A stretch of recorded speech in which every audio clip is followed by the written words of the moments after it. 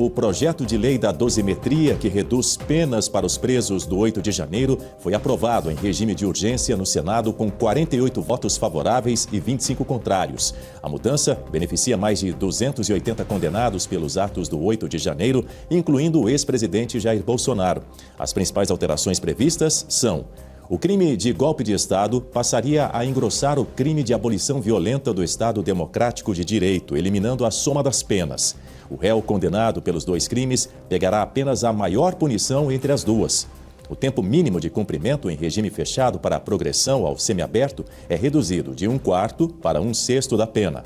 Para Jair Bolsonaro, que recebeu uma pena total de 27 anos e 3 meses de prisão, as projeções de tempo mínimo em regime fechado caem de 5 anos e 11 meses, de acordo com a regra atual, para 3 anos e 3 meses, ou até menos, como 2 anos e 4 meses. Cada caso, no entanto, terá que ser avaliado individualmente por um juiz. O texto segue para a sanção do presidente Lula. Começo convidando as nossas analistas Berenice Leite e também Guta Pigne aqui no telão comigo para desejar as boas-vindas. Um bom dia para vocês. Ótima quinta-feira. Começo por você, Berenice Leite, direto de Brasília. A pergunta que se impõe nesse momento é: o presidente Lula vai sancionar ou vai vetar o texto?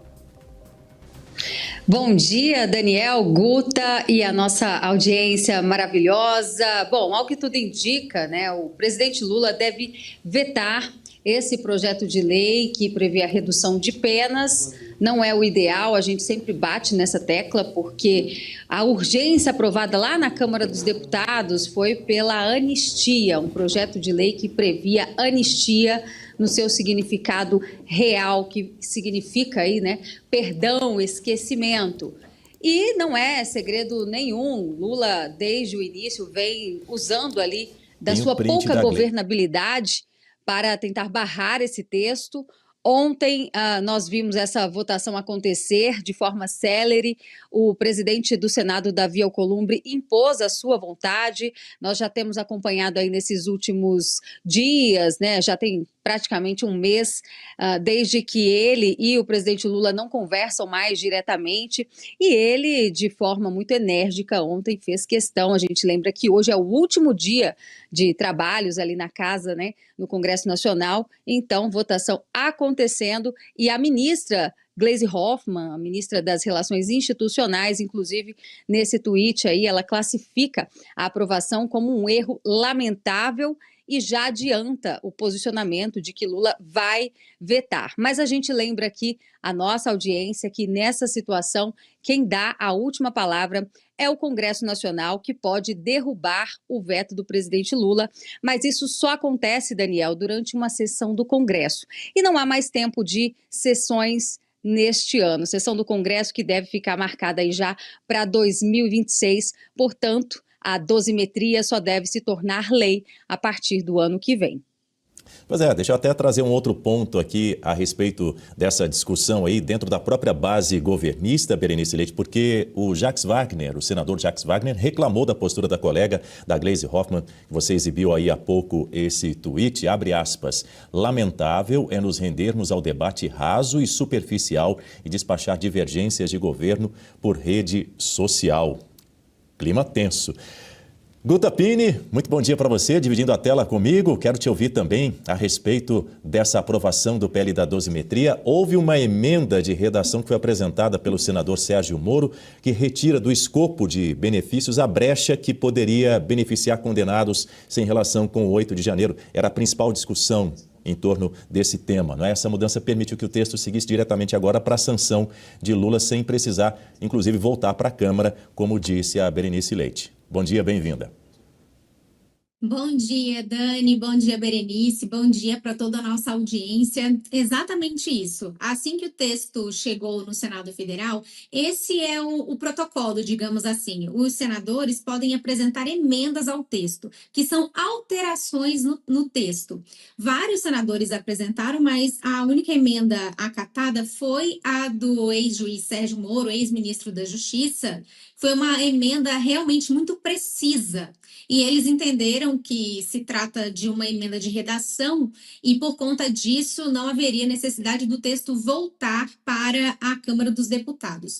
E o que essa emenda diz? O que ela enfrenta? Quando esse texto veio da Câmara, ele beneficiava, sim, os réus do 8 de janeiro, os condenados do 8 de janeiro, com a progressão de regime, não com 1/4 da pena cumprida, mas 1/6. Isso beneficia esses réus, esses condenados.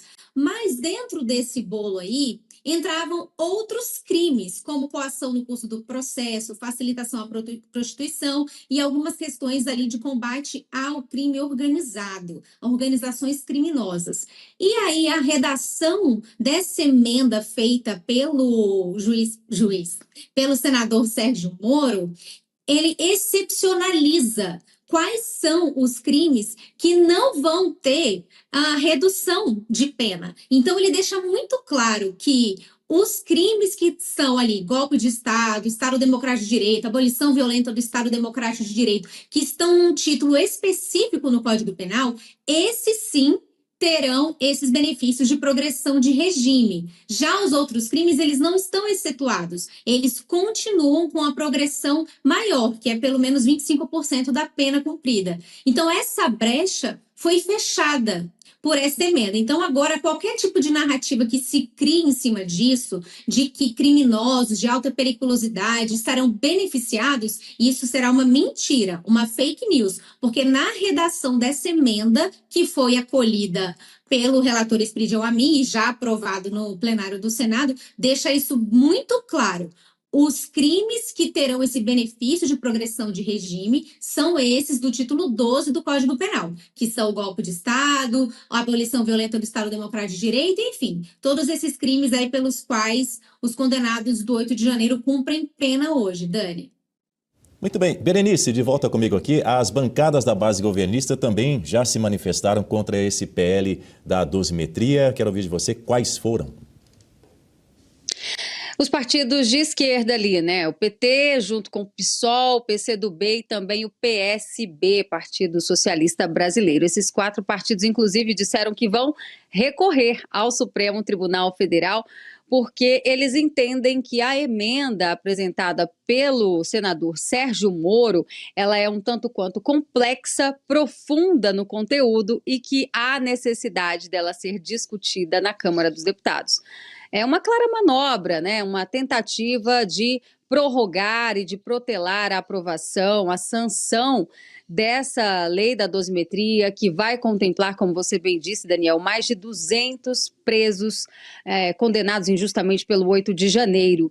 E chama a atenção, né, o fato de o próprio líder do PT dentro do Senado, o senador Jacques Wagner, ter ali mudado a sua orientação na hora ali, pouco antes da votação, os partidos apresentam as orientações e ele teria orientado para que o PT votasse sim pela aprovação. Isso chamou bastante atenção, deixou alguns senadores, inclusive, bravos, né? A exemplo do senador Renan Calheiros.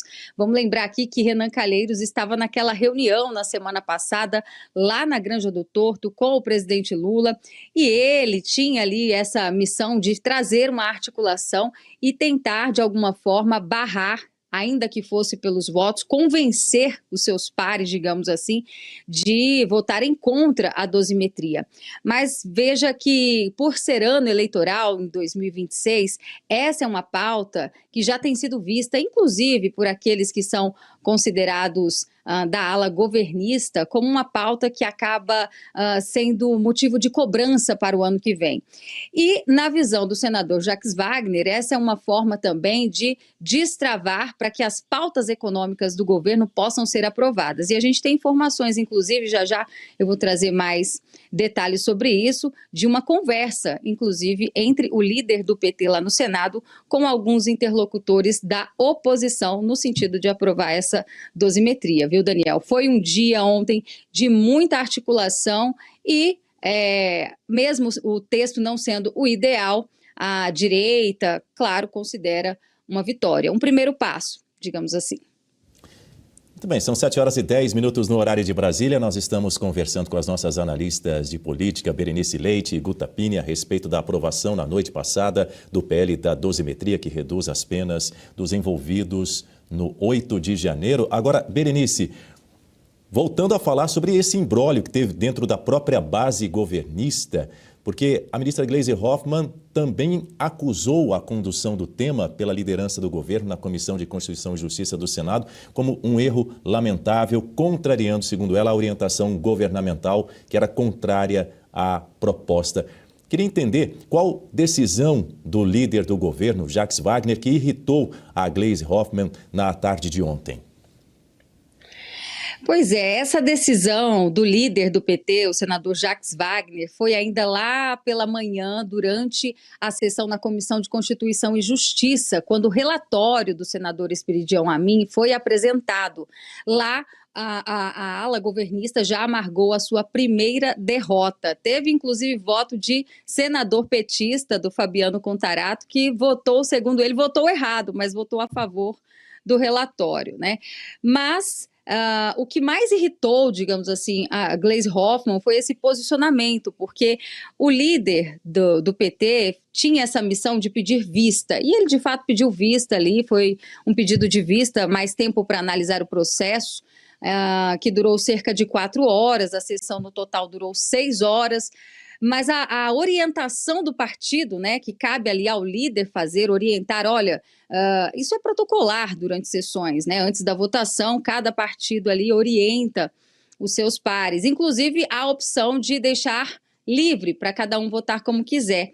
Mas Jacques Wagner optou por orientar e orientou contra o desejo do governo, né, que seria a não aprovação desse texto, sob essa justificativa de que é preciso ter o apoio, inclusive, da oposição para destravar pautas que o governo tem necessidade de aprovar agora nessa reta final, que é a Lei de Diretrizes Orçamentárias, né, algo que vai mexer com o orçamento e que o governo precisa desses votos para poder, ano que vem, então, destravar algumas pautas populistas que a gente já sabe que está aí na lista de prioridades. Então, foi um acordo mesmo que aconteceu no dia de ontem, celebrado aí pelo líder do PT, Jacques Wagner, ainda que contrariando a ministra de Relações Institucionais, Gleisi Hoffmann. Daniel.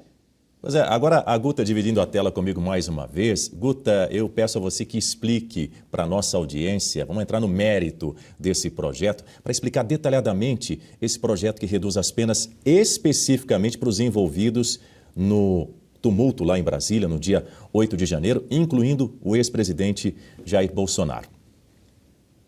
Bom, vamos lá. Inicialmente, a gente precisa esclarecer que se trata de progressão de regime. Então, não necessariamente a pena que a pessoa é condenada. Não foi uma redução de penas necessariamente, mas sim quanto tempo a pessoa vai ficar naquele regime fechado. Então, antes ela tinha que cumprir 1/4 da pena, agora seria 1/6.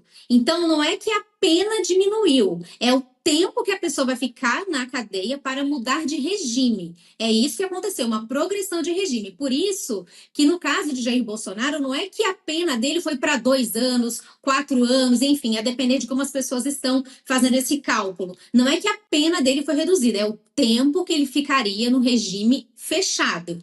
E, em específico, agora, um ponto bem fundamental desse texto, que já tinha sido aprovado lá na Câmara, é a questão do somatório das penas. Existem os crimes de golpe de Estado e abolição violenta do Estado Democrático de Direito. Como é que era antes? Quem cometia esses 2 crimes dentro desse mesmo contexto, lembrando que a gente sempre fala aqui que esses crimes não foram cometidos, isso foi tudo uma grande narrativa, você não consegue encaixar as condutas das pessoas condenadas com o fato criminoso, mas o fato é, se esses crimes acontecem, antes desse projeto de lei, as penas eram somadas. Então, vejam só, eu tenho aqui a pena de abolição violenta do Estado Democrático, de 4 a 8 anos. Golpe de Estado, 4 a 12 anos. Antes desse projeto de lei, essas penas eram somadas. Por isso que as penas desses condenados foram tão altas. Em especial, a do ex-presidente Jair Bolsonaro chegou a 27 anos de cadeia. Agora, com esse projeto de lei já aprovado, e se for sancionado ou o veto derrubado, não tem mais essa somatória. Se esses crimes são cometidos dentro do mesmo contexto, apenas um crime fica sendo computado a sua pena e é o crime com a pena mais elevada. Outro ponto é a questão daí sim da redução da pena, que daí não é progressão, que são quando os crimes são cometidos por multidão, que são justamente esses atos do dia 8, lembrando, esse projeto de lei foi pensado justamente para essas pessoas, a pena, ela pode ser reduzida de 1/3 a 2/3. Aí sim a gente está falando de redução de pena. Então, esse projeto trata de duas questões fundamentais. Uma, a progressão de regime, que basta cumprir 1/6 da pena para a pessoa sair do fechado e ir para o semiaberto, depois do semiaberto para o fechado. E a questão da redução da pena, mas só em relação aos crimes de multidão, e aí não entra a questão dos financiamentos, financiadores, os líderes da organização criminosa. Então, por conta disso, essa redução de 1/3 a 2/3 não abrangeria e não abrange o ex-presidente Jair Bolsonaro e os outros núcleos que são considerados como lideranças deste golpe, que a gente sabe que é uma grande narrativa. Mas então é basicamente isso, Dani, um enfrentamento da questão da progressão, o quanto que a pessoa vai ter que cumprir a pena, e a redução da pena em si, lá na condenação, de 1/3 a 2/3, quando se tratar desses crimes de multidão, que são justamente esses do 8 de janeiro. Lembrando que isso não é de forma automática. Quando uma lei penal ela é mais benéfica, como essa que nós estamos vendo, ela beneficia, o cumprimento da pena é mais rápido para a mudança de regime, essa lei retroage no tempo. Então, ela volta, ela vai se aplicar aos crimes cometidos antes dessa legislação. Por isso, ela vai abranger as pessoas do 8 de janeiro. Mas isso não é automático, porque existem os processos. Esses processos estão em fase de execução penal, outros ainda não chegaram na condenação. Então, como é que vai funcionar? As pessoas, os réus, os condenados, precisarão peticionar ao juiz da execução penal, que hoje é o ministro Alexandre de Moraes, que ele protagoniza aí vários papéis hoje na República, né? Em especial quando se trata de processo, ele acaba sendo a vítima, o juiz, enfim. Então, esses réus terão que acionar os seus advogados, vão entrar com uma nova petição para aplicar essa lei ao caso de cada um deles. E aí, lembrem, a redução de pena é de 1/3 a 2/3. Quem é que vai definir isso? O juiz da causa, o juiz da execução penal, que é Alexandre de Moraes. Então, por isso que não dá para a gente dizer que vai ser uma redução na progressão uniforme para todo mundo, porque depende primeiro dessa redução de pena, de 1/3 a 2/3, que depende da avaliação do magistrado. Mas já é um primeiro passo, como a Berenice bem disse, está longe de ser o texto ideal. A luta, primeiro, era por anistia, que já também nem seria o adequado, e sim uma anulação de todos esses processos, mas o fato é que a política ela é feita de momentos. Num primeiro momento, se pensou que a anistia seria a solução, e com o desenrolar dos acontecimentos, se viu que era trabalhar na questão da progressão que era possível. Quem sabe para o próximo ano se possa passar em uma anistia e mais adiante a anulação completa desses processos. Bom, trago outras repercussões sobre a aprovação do PL da dosimetria, porque depois da votação no plenário, em conversa com os jornalistas, o líder da oposição no Senado, Rogério Marinho, defendeu a redução, alegando que as penas aplicadas foram exageradas e exorbitantes.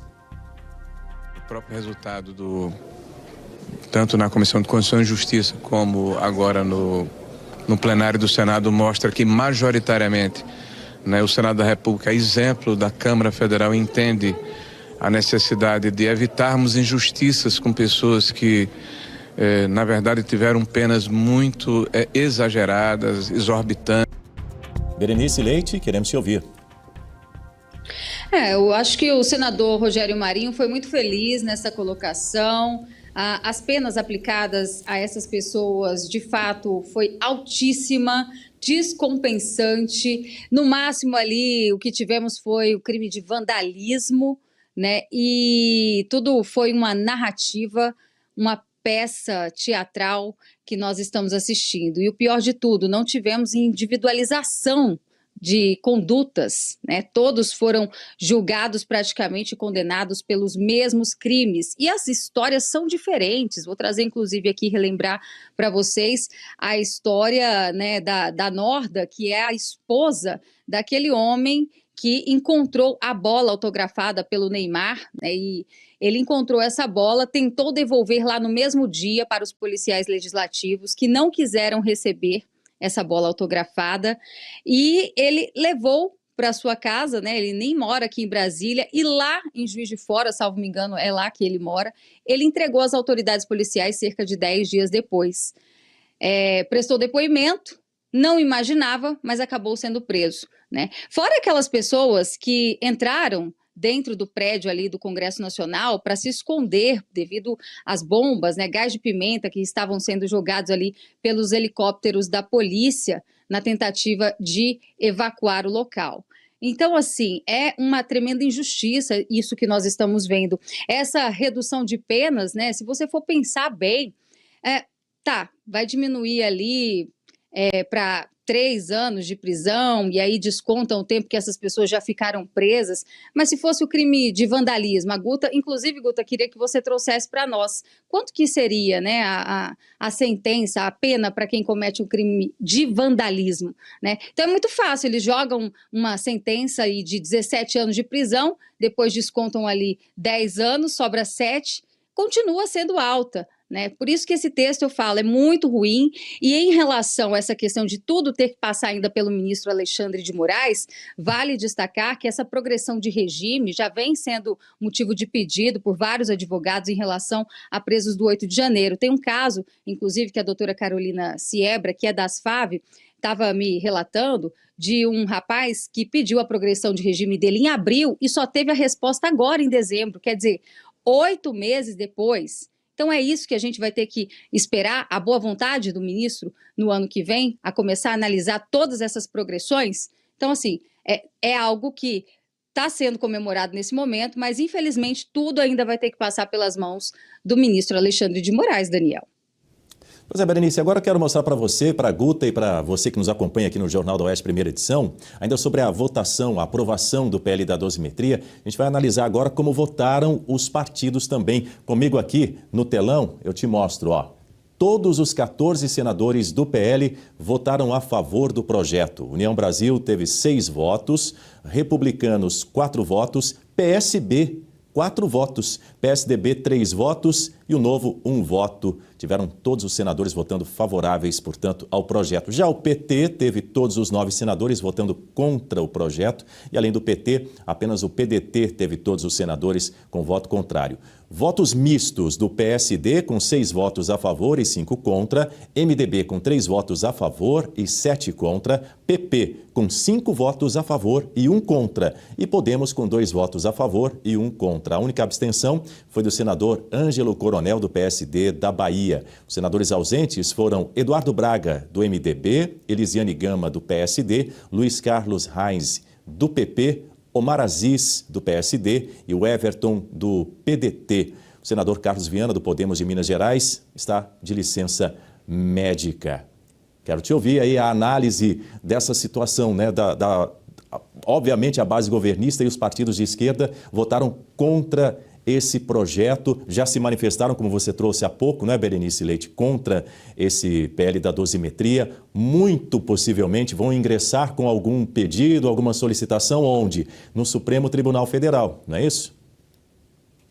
É isso, e esse pedido, voltamos aqui a destacar, é em relação à emenda de redação apresentada pelo senador Sérgio Moro, que acaba com qualquer tipo de ruído em relação a esse projeto de lei, acabar beneficiando criminosos por outros crimes, né? Porque a esquerda trouxe essa narrativa com o objetivo justamente de tentar ali, de alguma forma,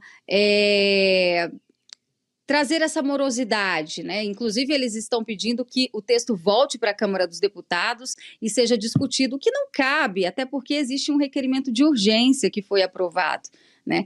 Mas, ao que tudo indica, o STF é que vai ter que dar a palavra final. E é sempre assim que a esquerda age dentro do Congresso. Sempre que perde alguma pauta na votação, eles judicializam o caso. Lamentável, porque num regime, no mundo, né, num país democrático, é preciso respeitar ali o resultado da votação. Essa prática já tem aí alguns anos, desde a época que nós estávamos ainda no governo do ex-presidente Jair Bolsonaro, os partidos de esquerda sempre tentando inviabilizar as decisões de Bolsonaro, e o executivo, naquela época, não tinha, né, o braço no STF, assim como hoje nós vemos o presidente Lula, quando não tem governabilidade dentro do Congresso Nacional, também judicializa. O próprio advogado-geral da União vem atuando nesse sentido. Então, são 2 pesos e 2 medidas. E esses partidos pequenos, daí a importância de aprovar aquele projeto de lei que acaba com decisões monocráticas e que também diminui aí a possibilidade desses partidos ficarem recorrendo a todo momento ao judiciário, né, decisões que deveriam ficar dentro do legislativo. Daniel, em relação aos partidos que você colocou ali, a divisão, né, acho que vale destacar o posicionamento do PSD, que é o partido que tem o maior número de senadores na casa, são 11, salvo me engano, e ficou bem dividida essa votação, né? 6 votaram favoráveis e 5 contra. Então, assim, é o partido do Kassab, é o partido, inclusive, de Rodrigo Pacheco. E perceba que ontem ainda, lá na CCJ, Rodrigo Pacheco chamou atenção, porque ele fez um discurso parecendo que fazia parte até da oposição, defendendo que a pauta seja votada logo, que isso vai trazer pacificação. Perceba que alguns posicionamentos vêm mudando dentro dessa pauta, mas isso não é à toa, tá? Já é pensando nas eleições de 2026, pensando em agradar ali, né, a boa parte dos eleitores, daqueles que defendem essa anistia, dosimetria, né, melhor dizendo. Então, Rodrigo Pacheco, vale destacar aqui, do PSD, entrou em cena ontem para defender a dosimetria. Chamou a atenção, viu, Daniel? Lembrando que o PSB, que é o partido do vice-presidente Geraldo Alckmin, também o PSB não orientou os seus parlamentares, mas votou inteiramente a favor. Foram 4 votos, não é isso? Chamou atenção também. Daí, né, a constatação de que realmente teve um acordo entre oposição e situação. O próprio PSB, que é o partido de Geraldo Alckmin, fizeram ali uma orientação de praxe, mas acabaram votando a favor. E qual que é o intuito desse acordo? O governo quer aprovar as pautas econômicas e tem a PEC da segurança também. Então, ontem, a informação que eu tenho é que tivemos uma reunião entre alguns senadores, Rogério Marinho, Jorge Seife, Jacques Wagner, do PT, e os próprios ali senadores do PSB também participaram dessa conversa e negociaram no sentido de vamos então virar essa página, aprovar logo essa dosimetria, mas a gente precisa também do apoio de vocês para a aprovação das pautas econômicas. Agora a gente precisa saber se esses textos, né, essas pautas econômicas, de fato, contribuem com o equilíbrio fiscal para o ano que vem, porque as contas estão no vermelho, né? Há um grande desequilíbrio, o governo gasta mais do que arrecada, e olha que arrecada bastante, né? Mais de 3 trilhões, aumento de impostos está aí batendo na porta a todo momento, e mesmo assim o governo não consegue trazer esse equilíbrio. Então vamos ver o que vai ser aprovado hoje. Hoje é a última sessão no Congresso Nacional e eles precisam apresentar aí essa lei de diretrizes orçamentárias. Daniel. E a gente vai falar muito sobre isso daqui a pouco, numa entrevista aqui no Jornal da Oeste, primeira edição. Mas agora eu vou destacar que o senador e pré-candidato à presidência, Flávio Bolsonaro, falou sobre a aprovação do projeto de lei que reduz as penas dos condenados do 8 de janeiro. Vamos ouvir. Bom, pessoal, acaba de ser aprovado também no Senado Federal esse projeto de lei que promove uma redução das penas das pessoas, dos perseguidos do 8 de janeiro. Não era exatamente o que a gente queria, não era o que a gente estava batalhando, mas é o que era possível nessa conjuntura de composição do Congresso Nacional, nessa conjuntura de interferência de forças externas dentro do poder legislativo. Então, quero dar os parabéns aos deputados, parabéns aos senadores, agradecer a todos que nos ajudaram a subir esse primeiro degrau, porque, como eu disse mais cedo na CCJ, não era nem para a gente estar discutindo dosimetria e nem anistia, era para estar discutindo a anulação dessa farsa que foi esse processo todo lá na primeira turma do Supremo Tribunal Federal, onde o Bolsonaro e centenas de outras pessoas foram condenadas pelos seus inimigos. É como se um grupo, uma turma composta de argentinos fosse decidir quem foi o melhor jogador do mundo, se foi Pelé ou se foi Maradona. Obviamente que os argentinos iam falar que foi o Maradona, independente do que tivesse naquele processo, e foi o que aconteceu com o presidente Bolsonaro. Independente das provas que existem de inocência dele, todos já sabiam o final muito antes do processo começar. Então a história, com certeza, ainda vai ser revisitada para que a gente faça justiça de verdade a essas pessoas, e vamos continuar lutando aí pela redemocratização do nosso Brasil. A luta continua. Um abraço a todos e fiquem com Deus. Guta Piñi, para a gente fechar essa rodada aqui no Jornal da Oeste, sua análise final sobre esse tema. Olha, Dani, inicialmente eu vou só responder a pergunta da Berenice sobre a questão do vandalismo. No Brasil, o crime de vandalismo, na verdade, é o crime de dano. E a pena geral é de 1 a 6 meses. Agora, quando esse dano é contra o patrimônio da União, ele pode ter uma pena aumentada de 6 meses a 3 anos. Ninguém fica na cadeia por conta do crime de dano, e a legislação e a jurisprudência são muito claras nesse sentido. Então, está aí respondida a questão. O senador Flávio Bolsonaro faz um aceno também para o seu eleitorado, para a direita, para todos aqueles que buscavam por uma anistia ampla, geral e restrita, por todos aqueles, na verdade, que gostariam da anulação dos processos. Como a gente tem falado aqui desde sempre, né, Dani? Que esses processos são nulos de pleno direito, primeiro porque não tem um fato a ser apurado, não tem um fato criminoso a ser apurado, a não ser o crime de dano, e aí você tem que individualizar a conduta, quem foi que cometeu o dano, não é só estar ali na Praça dos Três Poderes, que você pode já sair condenando as pessoas, ou porque você encontrou um post dessa pessoa na rede social se manifestando contra o governo Lula e a favor de Jair Bolsonaro, que a gente sabe que esse foi um dos critérios para as condenações. Isso foi revelado, inclusive, recentemente. Então, o senador faz um papel aqui neste momento de passar um recado para o eleitorado, para os brasileiros, de que ele também não está satisfeito com esse resultado, que ele também não queria a dosimetria e nem a anistia, era uma questão de anulação. Então, eu vejo essa fala dele até como uma satisfação para as pessoas de que eles não vão parar, de que vão continuar no ano que vem até que eles consigam realmente a justiça para essas pessoas, porque existe uma consequência ainda desse PL da dosimetria, Dani, que é a questão do réu primário, das consequências civis dessas condenações. Então, essas pessoas continuam sendo condenadas, elas terão a progressão de regime, terão redução de penas, mas elas seguem como pessoas condenadas. Elas perderam o réu primário. E tem também a questão das multas. Muitas delas foram condenadas a pagamento de multa. Isso é uma consequência civil da condenação. E o projeto não enfrentou essa parte. Isso ficou, enfim, não foi enfrentado pelo projeto de lei. Mas não quer dizer que não possa ser enfrentado lá na frente.